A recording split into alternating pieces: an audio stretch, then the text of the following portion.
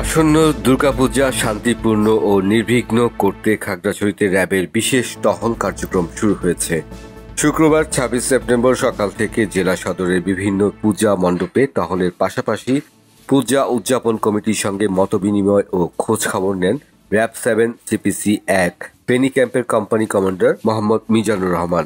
তিনি বলেন, দলমত নির্বিশেষে অসাম্প্রদায়িক পরিবেশ বজায় রাখতে র্যাব নিরলসভাবে কাজ করছে। কোনো অপরাধী অপচেষ্টা করলে তাকে কঠোর হাতে দমন করে আইনানুগ ব্যবস্থা নেওয়া হবে। দুর্গাপূজা চলাকালীন এই টহল কার্যক্রম অব্যাহত থাকবে।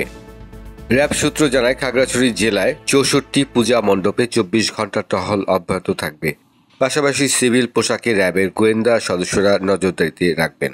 এছাড়া স্থানীয় প্রশাসন, সেনাবাহিনী, পুলিশ ও অন্যান্য নিরাপত্তা বাহিনীর সঙ্গে সমন্বিতভাবে কাজ করছে RAB. Company commander squadron leader Mohammad Mizanur Rahman সামাজিক যোগাযোগ মাধ্যমে গুজব ও বিভ্রান্তি ছড়ানো থেকে সবাইকে সতর্ক থাকার আহ্বান জানান। মাসুদুল হক, কালচক্র 24।